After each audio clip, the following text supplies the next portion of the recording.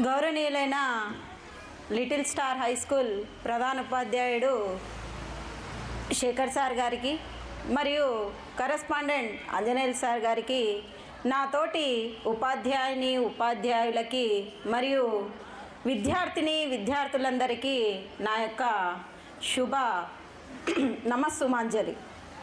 అయితే ఈరోజు ఈ స్కూల్లో భగత్ సింగ్ వర్ధంతి 94వ వర్ధంతి సందర్భంగా ఉరికంబాన్ని ముద్దాడిన భగత్ సింగ్ గురించి ఇంతకుముందుకు మన సార్ వాళ్ళందరూ చాలా చక్కగా ఉపన్యసించారు.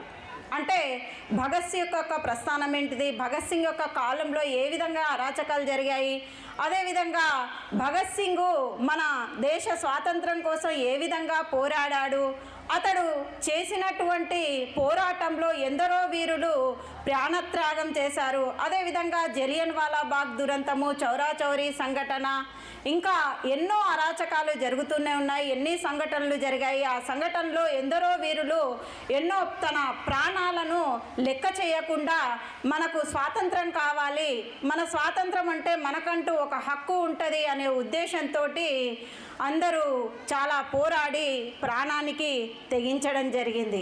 అయితే ఈరోజు నా టాపిక్లో భాగంగా నేను చెప్పేటటువంటిది మహిళలపై ఉండే అఘాయిత్యాలు. అంటే భగత్ సింగ్ కాలంలో ఏ విధంగా మహిళ అఘాయిత్యానికి గురయ్యింది, ఇప్పుడు ప్రస్తుతం జరుగుతున్నటువంటి అఘాయిత్యాలు ఏ విధంగా ఉన్నాయి, అసలు మహిళ అంటే ఎవరు, మహిళ ఒక అవనితో పోల్చవచ్చు, ఒక భూమితో పోల్చవచ్చు మహిళను. మహిళ చాలా శక్తి స్వరూపాలు కలిగినటువంటి వ్యక్తి మహిళ. అయితే మహిళ అవని నుండి అంతరిక్షం వరకు ఎంతటి స్వేచ్ఛనైనా కోరుకునే అవకాశం మన భారతదేశంలో కల్పించారు సమానమైనటువంటి హక్కు ద్వారా. అయితే అసలు మహిళా దినోత్సవం జరుపుకుంటారు. అసలు మహిళా దినోత్సవం ఎందుకు జరుపుకుంటారు, ఎప్పుడు జరుపుకుంటారు అనేది ముందుగా నేను ప్రస్తావించాలనుకుంటున్నాను. మహిళ పెట్టుబడిదారీ విధానము, పారిశ్రామిక విప్లవము మొదలైంది. ఎగుమతులు దిగుమతులు జరుగుతున్నాయి. ఆ కాలంలో మహిళ ఎక్కడ పనిచేయాలి అంటే ముందుగా మహిళ పనిచేసింది వస్త్ర పరిశ్రమల్లో. వస్త్ర పరిశ్రమల్లో పనిచేసేటటువంటి మహిళ పనికి తగిన వేతనం, అంటే ఎంత పని చేస్తే అంతే వేతనం వచ్చేది. అది ఏ విధంగా పనికి తగిన వేతనము అంటే, ఒక మహిళ చిన్న పసి బిడ్డతో వచ్చినటువంటి మహిళ తన బిడ్డ ఏడుస్తుంటే తన బిడ్డకు పాలివ్వడానికి వెళ్తే పాలిచ్చిన సమయాన్ని కూడా తీసేసి ఎంత సమయంలో పాలిచ్చిందో ఆ సమయాన్ని కూడా దీంట్లో నుంచి లెక్కలో నుంచి తీసేయాలి అని తనకు వచ్చేటటువంటి వేతనంలో ఆ భాగాన్ని తీసి డబ్బు ఇచ్చేవారు. అంటే అంత దిగజారిపోయిందన్నమాట అప్పటి కాలంలో. ఇంకా ఒక మహిళ పనిచేసినటువంటి సంస్థలో తమ ప్రత్యేక అవసరాలకు కూడా వెళ్తే కూడా అక్కడ కూడా పని చేసినటువంటి దానికే వేతనం చెల్లించేవారు.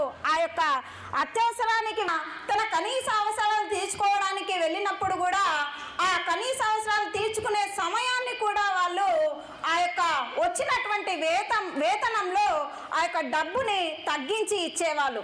అయితే మహిళలందరూ కలిసి 1908వ సంవత్సరంలో ఒక సమావేశం ఏర్పరచుకున్నారు. మనము ఈ విధంగా అయితే ఈ సమాజంలో ఎలా బ్రతకగలుగుతాము, మనకంటూ ఒక సమానమైనటువంటి హక్కు కావాలి, స్వేచ్ఛ కావాలి, స్వాతంత్రం కావాలి అని కోరుకొని ఒక సంఘంగా ఏర్పడి ఉద్యమం మొదలుపెట్టారు.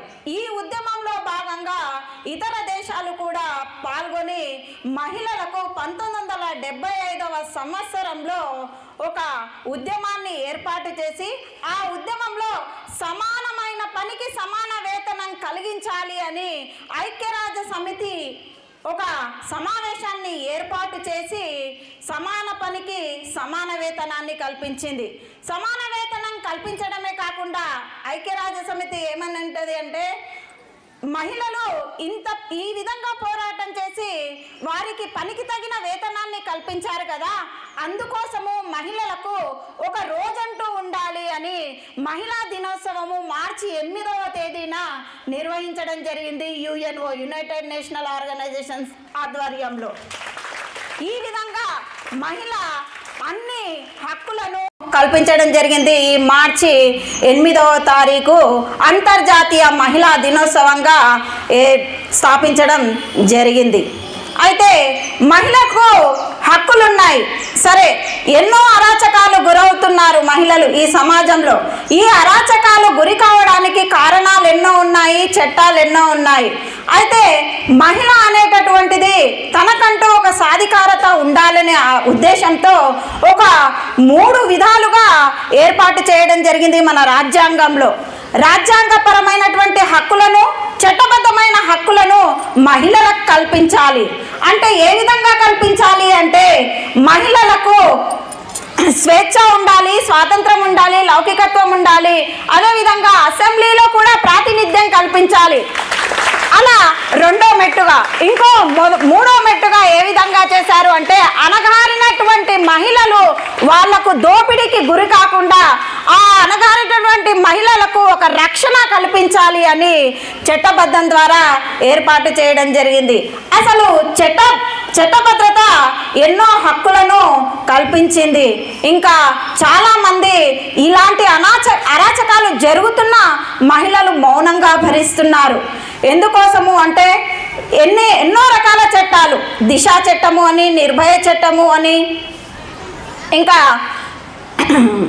సతీ సహగమనము అని, బాల్య వివాహాలు అని, వితంతు పునర్వివాహము అని, ఇలా ఎన్నో అరాచకాలు జరుగుతున్నాయి. అయితే మహిళల అఘాయిత్యాల విషయానికి వస్తే మహిళలు చాలా ఒక పురుషుడు మహిళను ఒక తల్లితో, ఒక చెల్లెలుగా, ఒక అక్కగా భావించి తమకంటూ ఉండేటటువంటి స్వేచ్ఛను ఈ పురుషులు కల్పించాలి అని కోరుకుంటున్నాను.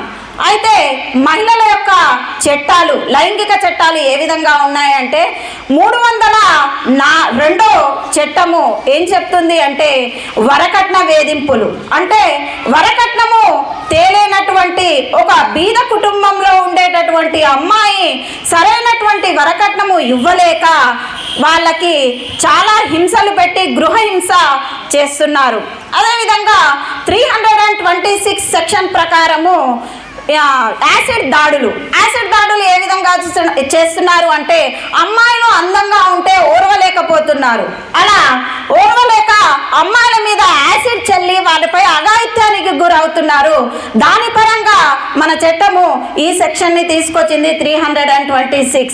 ఇంకా 356వ సెక్షన్ ప్రకారం బలవంతంగా అమ్మాయిల మీద చేయి చేసుకోవడం కానీ, అమ్మాయిలకు అసభ్యకరంగా మాట్లాడడం కానీ, అమ్మాయిలతో చిలిపి చేష్టలు చేయడం కానీ, వాళ్ళను గిల్లుకోవడం కానీ, ఇంకా వాళ్ళ యొక్క ప్రైవేటు పరంగా ఉండేటటువంటి శారీరకంగా ఉండేటటువంటివి చూపించడం కానీ ఇలా చేయడం వల్ల అమ్మాయిలు చాలా హింసకు గురవుతున్నారు. ఇలా హింసకు గురవడమే కాకుండా ఒక పేదరికంలో ఉండేటటువంటి అమ్మాయి ఒక గ్రామంలో ఒక అబ్బాయి, అంటే ఎలాంటి అబ్బాయి అంటే 18 సంవత్సరాలు నిండినటువంటి అబ్బాయి ఏమని చెప్తాడు ఆ అబ్బాయికి అంటే, అమ్మా మీ ఆడపిల్ల ఇంట్లో ఖాళీగానే ఉంది కదా, మీ అమ్మాయికి సరైన వేతనంతో కూడినటువంటి ఉద్యోగం ఇప్పిస్తాను, నెలకు 15,000 ఉద్యోగం ఇప్పిస్తాను అని ఆ అమ్మాయిని సరైనటువంటి మాటలు చెప్పి ఆ అమ్మాయిని ఆ ఊరి నుండి తీసుకొని వెళ్తారు. కానీ ఆ అమ్మాయి పనికి వెళ్ళదు. ఎక్కడికి వెళ్తుందంటే ముంబైలో కానీ, కలకత్తాలోనో కానీ, సోయాచంగులో కానీ, రెడ్ లైట్ ఏరియాలో కానీ ఉంటుంది. అలాంటి రెడ్ లైట్ ఏరియాలో ఉండడానికి కారణం ఏంటిది అంటే అబ్బాయిలు చేసేటటువంటి అఘాయిత్యాల కోసమే అక్కడ అమ్మాయి ఎన్నో బాధలకు గురయ్యింది. ఇంకో విషయం ఏమిటంటే తమిళనాడులో ఒక లైంగిక దాడి జరిగింది. ఆ లైంగిక దాడిలో భాగంగా అక్కడ ఉండేటటువంటి అమ్మాయి నా మీద లైంగిక దాడి జరిగింది, మద్రాసు హైకోర్టుకు ఒక అప్పీల్ రాసి రాసింది. అప్పీల్ రాసి ఏమని చెప్పింది, నాకు ఏ విధమైన న్యాయం చేయండి అని అడిగింది. అప్పుడు ఆ మద్రాసులో ఉండేటటువంటి హైకోర్టు లాయరు, నీ శరీరానికి మచ్చ తగిలింది, నీవు సంభోగం అనుభవించావు కాబట్టి నీవు ఎలాగైనా చేసి ఆ అబ్బాయిని ఏలుకో అంటాడు. దాన్ని మద్రాస్ హైకోర్టు, మధ్యప్రదేశ్ సుప్రీంకోర్టు ఏం చేసింది, దాన్ని కొట్టివేసింది. ఇది తప్పు, ఒక ఆడదాని శరీరం దేవాలయం లాంటిది, అలాంటి దేవాలయాన్ని తాకడమే పెద్ద తప్పు అంటే నువ్వు లైంగిక దాడి చేసి మళ్ళీ ఆ అమ్మాయిని ఏలుకో అనడం అది సభ్యత కాదు అని చాలా చక్కగా మనకు సుప్రీంకోర్టు అవకాశం ఇచ్చింది. దానితో ఆ అమ్మాయి ఆ అబ్బాయి నుంచి తొలగిపోయింది. ఇలా ఒకటి కాదు, రెండు కాదు, ఎన్నో అగాత్యాలు జరుగుతున్నాయి. ఆ అగాత్యాలకు కారణం ఏంటిది అంటే మనమే కారణం. మనం ఏ విధంగా కారణం అంటే అమ్మాయిలే కారణం. అమ్మాయిలే కాకుండా చట్టబద్ధమైన హక్కులే కాకుండా మన భారతదేశంలో మహిళల కోసం కొన్ని ఉత్తర్వులు జారీ చేయడం జరిగింది. సెక్షన్ 18 ప్రకారము రక్షణ అంటే మహిళలకు రక్షణ ఉండే విధంగా, సెక్షన్ 19 ప్రకారంగా అమ్మాయిలపై లైంగికంగా వేధించకుండా గెంటేయకుండా ఉండడము, అదేవిధంగా సెక్షన్ 20 ప్రకారము జీత భత్యాల పరంగా, సెక్షన్ 21 ప్రకారము విధంగా షాపింగ్ మాల్స్లో కానీ ఇంకా టాయిలెట్స్ రూమ్స్ దగ్గర కానీ అమ్మాయిల యొక్క ప్రైవేట్ పార్ట్లను వేసి కూడా చాలా చిత్రహింసలకు గురవుతున్నారు. అదేవిధంగా షాపింగ్ మాల్స్లో రహస్య కెమెరాలు ఉంచి అమ్మాయి యొక్క రూపకంగా పెట్టి ప్రైవేట్ పరంగా వారి యొక్క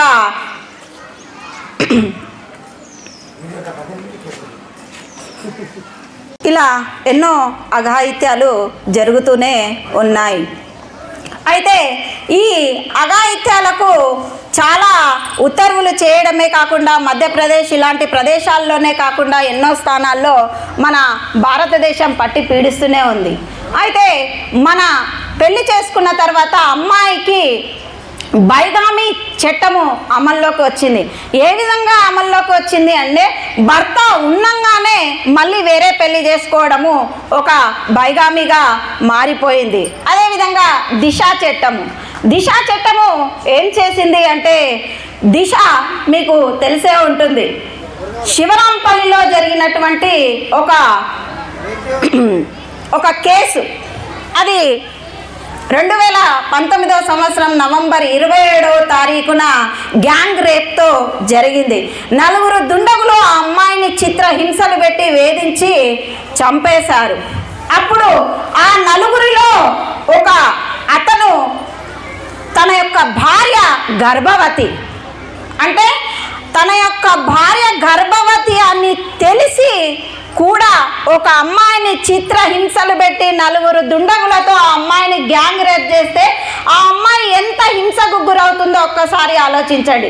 అలాంటి కీచకులు కాకుండా ఉండాలి అంటే ఈ యొక్క గుడుంబ కానీ ఈ యొక్క ఏ విధమైనటువంటి మత్తు పానీయాలకు కానీ అలవాటు పడకుండా ఉంటే ఆ అమ్మాయి ఈరోజు మనకు దక్కేది.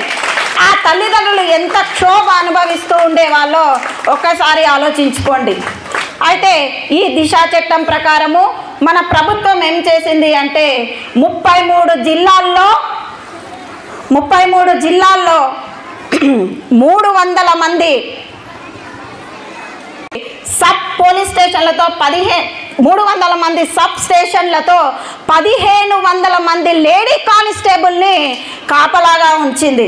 అంటే ఏ విధమైనటువంటి ఈ దిశకు వచ్చినటువంటి అఘాయిత్యము ఏ అమ్మాయికి రావద్దు అని ప్రతి ఒక్క పోలీస్ స్టేషన్ దగ్గర ఒక మహిళా కానిస్టేబుల్ని ఉంచడం జరిగింది. అదేవిధంగా ఇలా ఉంచడమే కాకుండా ఫోక్సో చట్టము, బాలమిత్ర. ఇంకో విషయం ఏమిటంటే మనకు ఎక్కడైనా ఏమైనా అఘాయిత్యము జరుగుతుంది అని అనిపిస్తే అప్పుడు 100 అనే నెంబర్కి ఫోన్ చేయాలి అని మనకు ప్రభుత్వం కల్పించింది.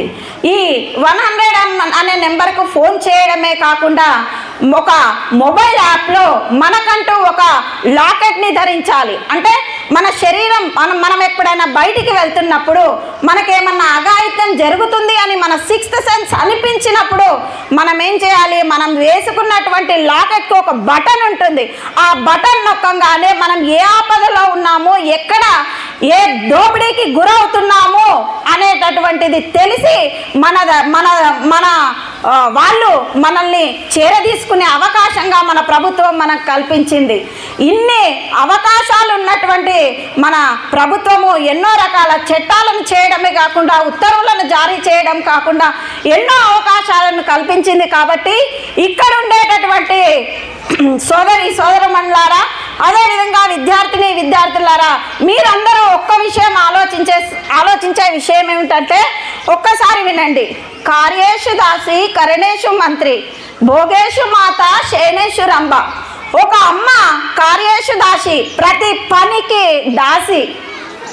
కరణేషు మంత్రి, ఎప్పుడు మంత్రిగా, రాజు నాన్న అయితే అమ్మ మంత్రిగా ఉంటుంది, అవునా?